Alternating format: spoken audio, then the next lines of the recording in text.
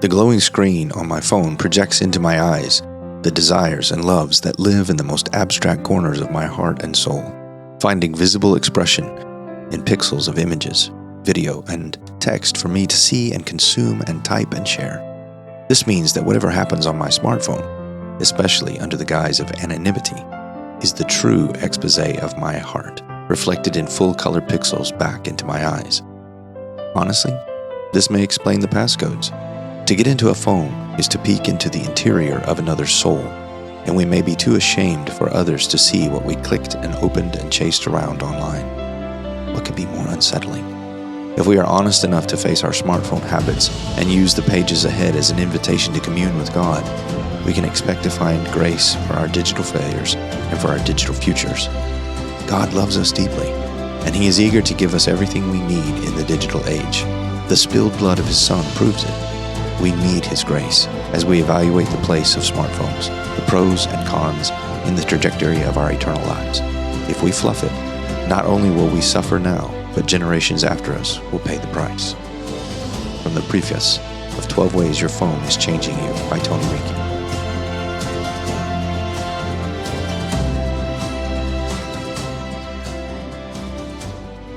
All right, welcome back to The Pilgrim's Way.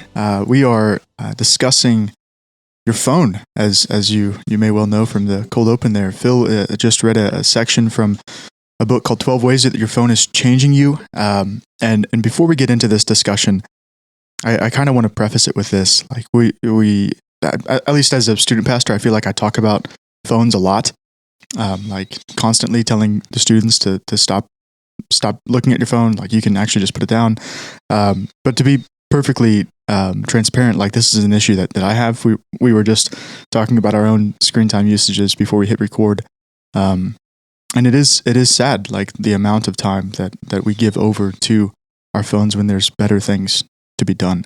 Mm-hmm. And we're not talking about this just to be a noisy gong over and over about phones, about how evil they are.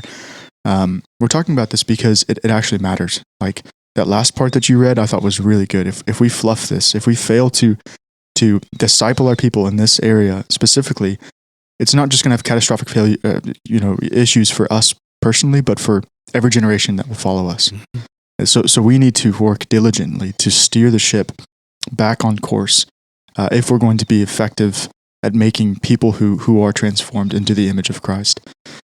So that's kind of how I wanted to preface this. Any thoughts from you guys on that cold open? I think the book is fantastic. Highly recommend it. He's not anti-phone. He is looking at how the phone is shaping your life, and are you willing to be shaped in that direction? And being able to, because the phone is a piece of technology, so it can be used for good, but it can also be used for great evil. And if we don't intentionally engage our phone usage from a biblical perspective, it's going to have a very detrimental effect upon our soul. Mm-hmm. And I think the book is extremely practical and extremely helpful. He's not anti-phone. He's simply saying we need to talk about this, and he does it in a very easy manner. So, yeah, that's a good point. Like you brought up that the phone isn't like inherently evil per se.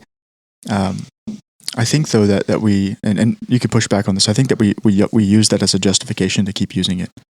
Oh, yes. Like, oh well, it's not evil. But then so it's okay to use. But then like that's as far as we go, and we just keep using it for mm-hmm. the wrong things. Like there was I think it was an article written several years ago by Piper talking about Netflix. How Netflix is actually discipling you. The same is true with your phones. Like your phones are probably the most formative influence on your life right now. Like how you spend your time on your phone is influencing you. Maybe you don't notice it or you're not aware of it, but it is absolutely influencing you, transforming you, discipling you into a particular image. Mm-hmm. And so that's why it's so crucial that we get this issue right. Mm-hmm. Yeah. Any thoughts from you, Doug? Just thinking too, I think that you're right. How do we think about this technology redemptively? We're in a part of Missouri where we are surrounded by Amish communities. And, this is the kind of technology that they would have taken to a bishop, and they would have said, like, is this good? Will this lead to the flourishing of our people? And they would have said no, and then they would have thrown it out. However, I perhaps we've either missed that point, or there were a lot of warning signs along the way, but I don't know that we're going to go back. There might be a place to say we need to use this a lot less, but we do need to be able to tell our people, hey, this is technology, and it doesn't look like it's going away. But we developed the technology faster than we developed the self-control and the discipline to go along with it. And so that's where our task as pastors is to help us think through these things, and also to model it, which is really hard. I'm going to have to model being better with this thing. Yeah. And so well, I think that's exactly right. And I think it is not possible to go back to a certain level, but I think we can learn from error and go back some. Yep. You know, like by the Lord's grace, my 4 oldest kids, you know, they came of age when the phone was really becoming popular, and we allowed them to get phones what I thought was a late enough age, but I think it was detrimental to them. And now with my 3 younger ones, I'm really holding back on that. Yep. You know, I'm not going to give them access to a smartphone at the same age, access to the same things. Their heart is not ready for that, and I think a lot of adults' heart is not ready for that. And it's deeply concerning to me how young children have phones and the access they have to the evil that is all over the internet that is preying upon them. And we use phones and videos and tablets as babysitters, and we have reduced our interaction at a personal level. And I think you're seeing the effects of it. My wife works in the public school, and the lack of learning, the lack of self-control, the lack of behavioral appropriateness, it's a complete meltdown. I mean, every year it's worse. And I think a big portion of it, not all of it, a big portion of it I think could be attributed to the screen time of these children. There's other factors as well, but I think when we give our children a phone so they'll leave us alone so that we can stay on our phone, we have a problem. Yeah. So what are some of the let's try to diagnose the problem. What are the phones actually doing to us that we need to be aware of? I mean, we constantly check it. Mm-hmm. We have like phantom vibrations. Have you guys ever had that? Yeah. Like I'll forget my phone and it'll still ring in my pocket somehow. And I think too, you can tell like when someone reaches out to you, or a text or some kind of alert or notification comes through, you feel the dopamine hit. And you're like, oh, somebody needs me, you know, and it feels good to participate in a banal group chat or whatever is coming through. But it also makes me never fully at rest. I am not off the clock. Yep. I mean, my previous employers could reach me at any point in time and I would respond. I mean, I'm part of the problem that I'm never fully with my family. I'm never fully at work. I'm always mixed in my devotion. Yeah. And that has spiritual ramifications. Yeah. You mentioned dopamine, and I think that's a huge player in this conversation. What is dopamine? Real quick. I know it's a large discussion. Yeah. I mean, just the physiological chemical boost that you get when there's a pleasure sensation that the phone is playing on that it is creating boosts that we desire. They feel good in that moment. I think it's we are terrified of boredom. We don't know how to be bored. We don't know how to just sit alone with our thoughts. We have to constantly distract ourselves, and you can see that, you know, when you have to wait. If you didn't buy the expensive version of the streaming service, so now you have to deal with ads again, and you thought commercials were done and gone. Now they have resurfaced. What do you do when the commercial comes on? Do you immediately pick up your phone and start scrolling, or do you watch the commercial, or do you engage with your family that's sitting around you? I think most of us, we pick up our phones. how often do you reach for your phone the moment there is a lag of focused attention on something else? I think our phone is constantly teaching us you don't need silence, you don't need solitude, you don't want to be alone with your thoughts. You don't want boredom. Boredom is the great evil, and so you've got to constantly entertain and distract yourself. And I think that by doing that, we are isolating ourselves from one another, and just continually pulling away from one another in that regard. Yeah, I saw this at our children's ministry Bolt last week. It had all ended, and kids were just waiting for parents to show up, and several of the kids would pull out their laptop and scroll through YouTube Shorts while they're and there was one student in particular. I walked up to and I said, "Man, what are you doing?" I said, "Oh, I'm just waiting for my dad to pick me up." And I said, "Can you put your laptop away?" He's like, "Well, I don't have anything else to do." I was like, "You can just sit there and not do anything. Like you don't have to do something 24/7." And it was like a foreign concept that you actually can just sit there and not think or not be entertained or not speak. Like you can just sit and not move. Like it's actually possible to do. But yeah, I think you guys are right. They fracture our attention. This is an issue I know Doug has, because he can't watch TV shows anymore. Most of that is the writing, the poor quality of television shows made after 2006. If it's not 2 seconds long, Doug, he just has no 2 patience. seconds.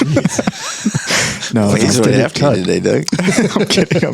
But it does fracture our attention. Like we can't sit down and have prolonged thoughts. We can't sit down and read a book. We can't even sit down and read our Bibles for more than 5 minutes because we become bored. We need something that's going to give us more of this dopamine rush, this feeling of satisfaction.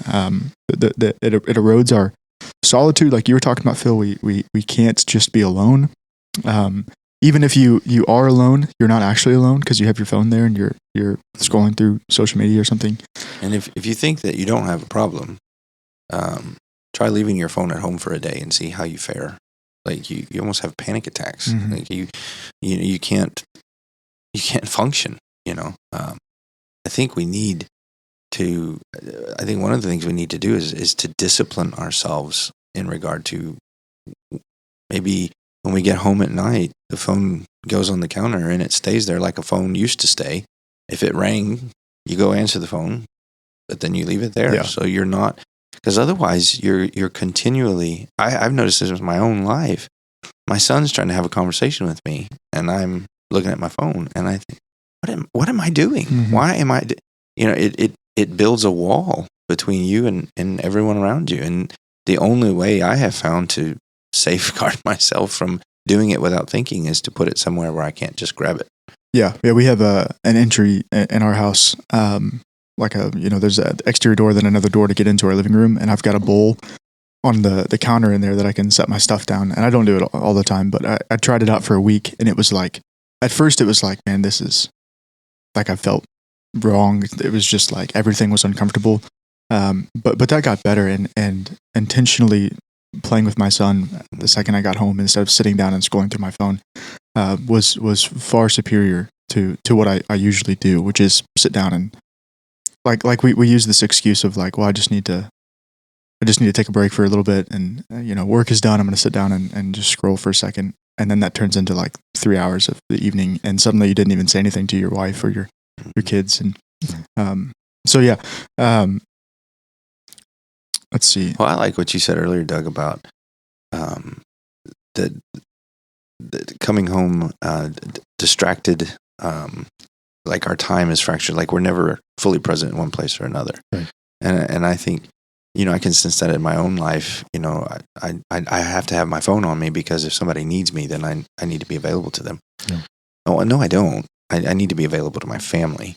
And having that constant able to be interrupted is very detrimental to the family, and so I sitting here thinking through that as you said that, I thought, man, I really need to make some adjustments, in how I create access to myself, especially later in the day.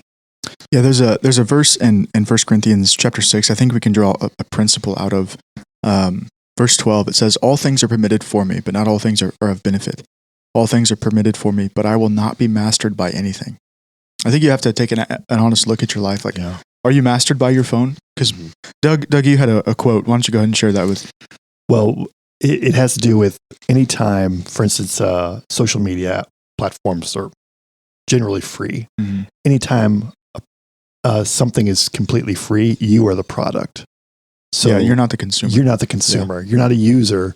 You're the product. And so your attention or time is being sold to somebody. Mm-hmm. And you ask the question, is it neutral? Well, it's according to whatever desires they have. And often we talk about, there's an algorithm. Well, the algorithm is picking what I see. So there is an agenda behind it, and I didn't set it. So the First Corinthians is exactly right. Like, am I allowing whoever the mastermind is of this algorithm to have mastery over me, or am I able to filter through and say, no, this is not good. This is not life-giving. This does not help me to live more like Jesus. Yeah, and when we allow something else to have mastery over us, instead of I think what Paul's advocating for is to having mastery, or like ruling your own life well. You're becoming like that thing.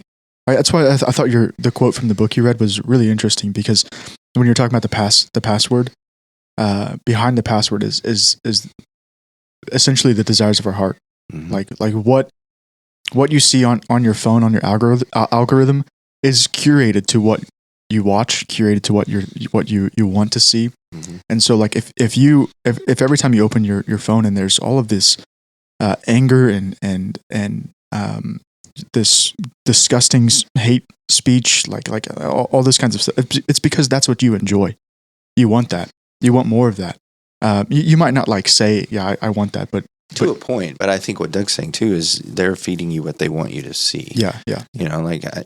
The other day I sent a meme. It was just funny, me wanting to respond to, somebody's political post and the Holy Spirit holding your mouth shut, and you said something that was, I can't remember exactly what you said, but it was to the extent of they're inciting this. Yep. The algorithm is inciting anger and violence and frustration and hatred, and you have to wonder who is setting the algorithm, and what are they hoping to accomplish? Are we trying to divide ourselves?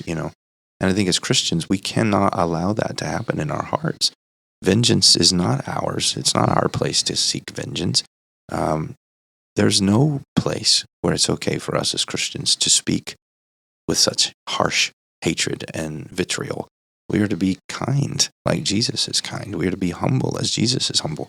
So if your consumption of social media or regular media is producing in you a character contrary to the character of Christ, you are being discipled, and not in a good way. That's You're right. being conformed to the world, not into Christ. We are to be conformed to Christ. Yeah, during a lot of the outrage over the ICE stuff, I thought because there was so much being said, it's like, this is exactly what happened. Here's what you need to believe in. And I thought, man, this is like just prime propaganda. And so I did a lot of watching videos and looking at posts. And there was one thread on X that I read that was like, here's exactly why and how you're being propagandized.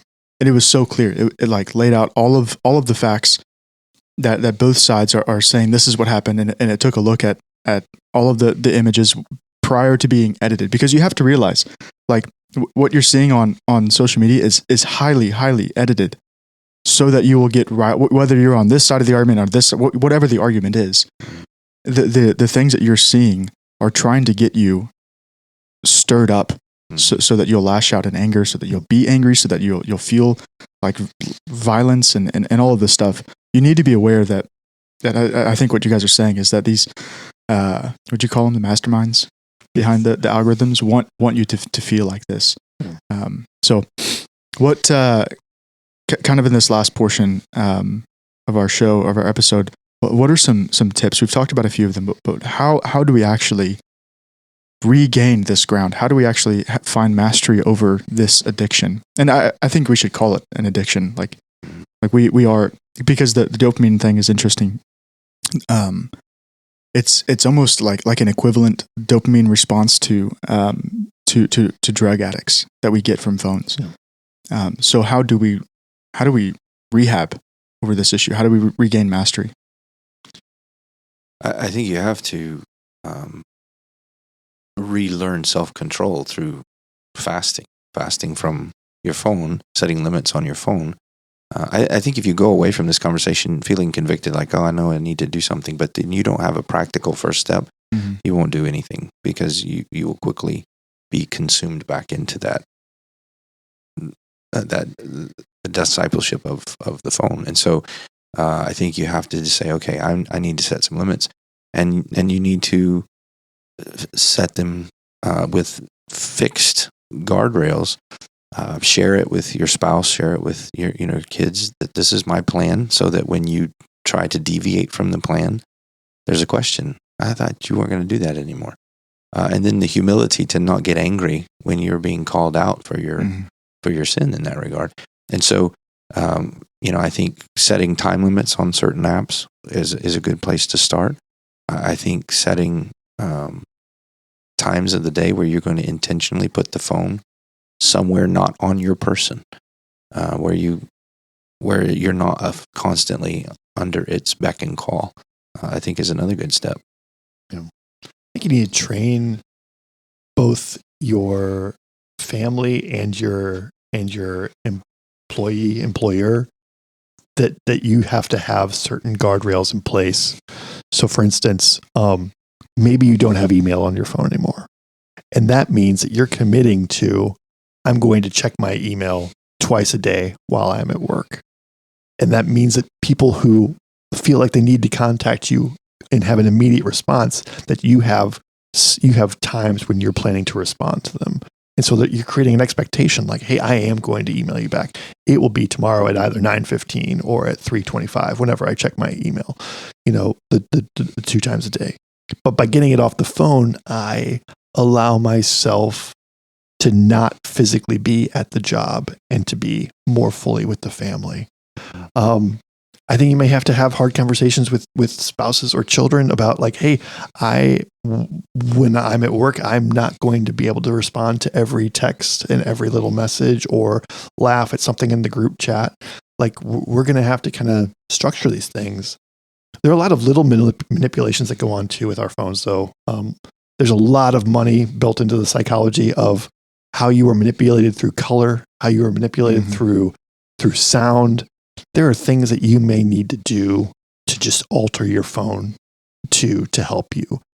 Time limits is great. Maybe going into a reduced color mode or a black and white mode. Well, the grayscale mode, I use that sometimes, and it really does help with constant wanting to look at it. Yeah. And you can set that up on your phone as a click. On a button, so you can just immediately go into grayscale mode.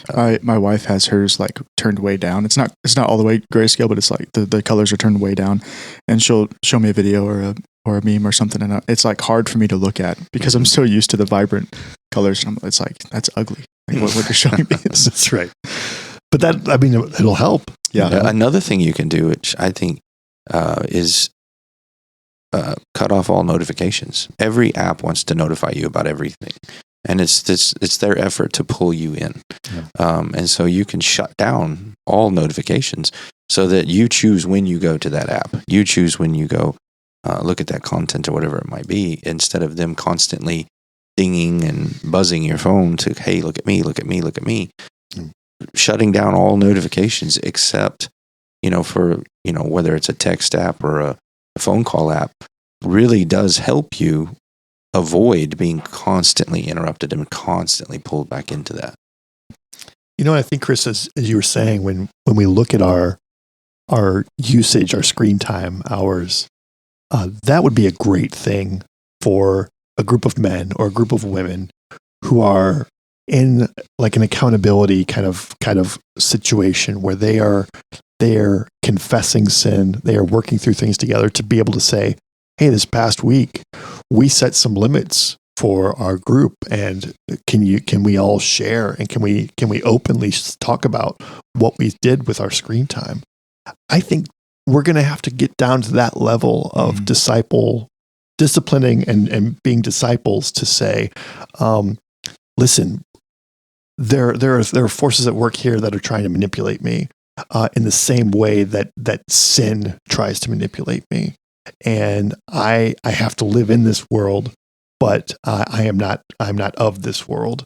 I am a new creation in Christ, and so, but I am going to need brothers and sisters to come alongside me and ask these helpful questions, to be like, hey, my phone is an open book.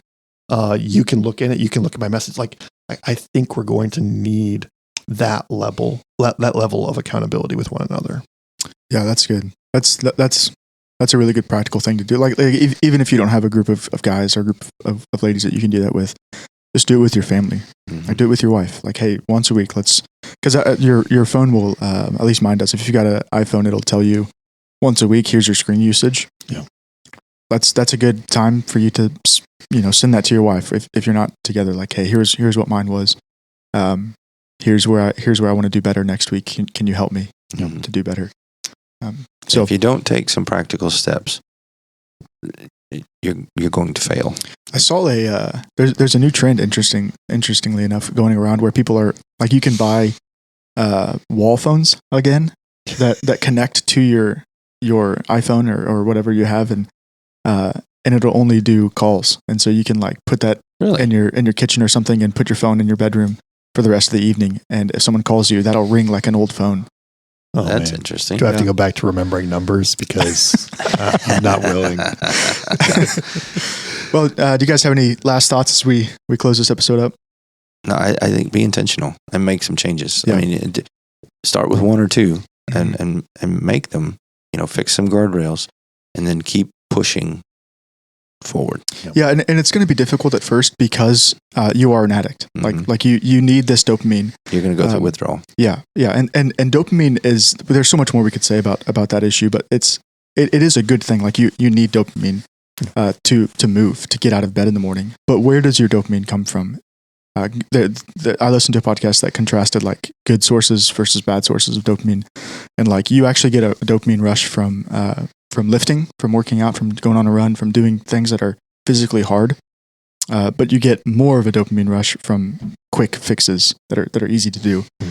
So you have to replace it with something that's also going to give you some kind of feeling of accomplishment, if that makes sense. Paul talks about, he uses that kind of language, put off and put on, in Colossians. So put off the old habit of checking your phone every 5 minutes and put on something else. Put on, hey, I'm going to intentionally talk to my wife about this. Hey, instead of getting home, I'm going to, and sitting on my phone, I'm going to get on the floor and roll around with my kids for at least 15 minutes whenever I get home. Put off these old practices and figure out what are some good practices I can do instead of, and I think over time you'll see great benefit from doing that. All right, well, thank you as always for tuning in, for listening to this podcast, and until next week, enjoy the journey.